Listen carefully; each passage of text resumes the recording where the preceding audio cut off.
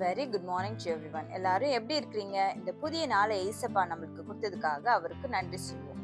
இன்னைக்கு வாசிக்க போற வேத பகுதி சங்கீதம் 37 21 40 வரை. சங்கீதம் 37 21 40 வரை. துன்மார்க்கன் கடன் வாங்கி செலுத்தாமற் போகிறான், நீதிமானோ இறங்கி கொடுக்கிறான். அவரால் ஆசீர்வதிக்கப்பட்டவர்கள் பூமியை சுதந்திரித்துக் கொள்வார்கள், அவரால் சபிக்கப்பட்டவர்களோ அறுப்புண்டு போவார்கள்.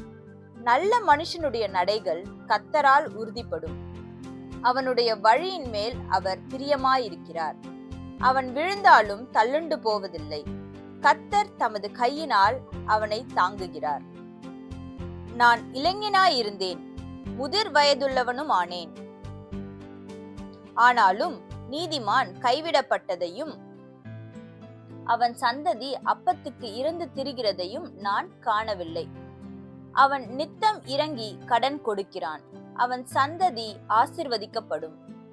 தீமையை விட்டு விலகி நன்மை செய், என்றென்றைக்கும் நிலைத்திருப்பாய்.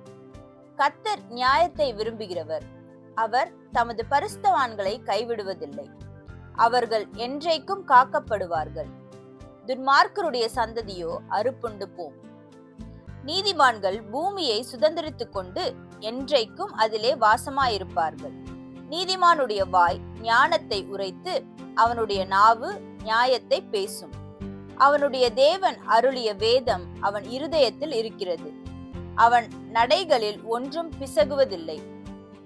துன்மார்க்கன் நீதிமான் மேல் கண் வைத்து அவனை கொல்ல வகை தேடுகிறான், கர்த்தரோ அவனை இவன் கையில் விடுவதில்லை. அவன் நியாயம் விசாரிக்கப்படுகையில் அவனை ஆக்கினைக்குள்ளாக தீர்ப்பதில்லை. நீ கர்த்தருக்கு காத்திருந்து அவருடைய வழியை கைக்கொள், அப்பொழுது நீ பூமியை சுதந்திரித்துக் கொள்வதற்கு அவர் உன்னை உயர்த்துவார்.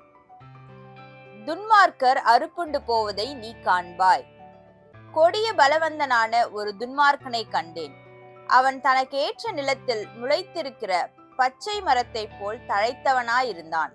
ஆனாலும் அவன் ஒழிந்து போனான். பாருங்கள், அவன் இல்லை. அவனை தேடினேன், அவன் காணப்படவில்லை. நீ உத்தமனை நோக்கி செம்மையானவனை பார்த்திரு, அந்த மனுஷனுடைய முடிவு சமாதானம். அக்கிரமக்காரர் ஏகமாய் அழிக்கப்படுவார்கள், அறுப்புண்டு போவதே துன்மார்க்கரின் முடிவு. நீதிமான்களுடைய ரட்சிப்பு கர்த்தரால் வரும், இக்கட்டு காலத்தில் அவரே அவர்கள் அடைக்கலம். கர்த்தர் அவர்களுக்கு உதவி செய்து அவர்களை விடுவிப்பார். அவர்கள் அவரை நம்பி இருக்கிறபடியால் அவர்களை துன்மார்க்கருடைய கைக்கு தப்புவித்து ரட்சிப்பார். ஆமென். சங்கீதம் 37. ஏசப்பா, இந்த புதிய காலை வேலையை நீர் எங்களுக்கு கொடுத்தீங்களா இருக்கா, உமக்கு நன்றி செலுத்துகிறோம். இதோ இந்த வேலையில எங்களை முழுமையாக உங்களுடைய கருத்துக்களாக நாங்க ஒப்பு கொடுக்கிறோம். இந்த நாள் முழுவதும் உங்களுடைய பிரச்சனை எங்களோடு கூட இருக்கட்டும். நாங்க கைட்டு செய்கிற ஒவ்வொரு வேலையிலையும் ஒவ்வொரு காரியத்திலையும் உங்களுடைய பிரச்சனை எங்களோடு கூட இருக்கட்டும். உங்களுடைய வழி நடத்துதல் எங்களை வழி நடத்தட்டும். இயேசு மூலம் ஜெபம் கேட்கிறேன் பிதாவே. ஆமென். Have a good day. Thank you so much.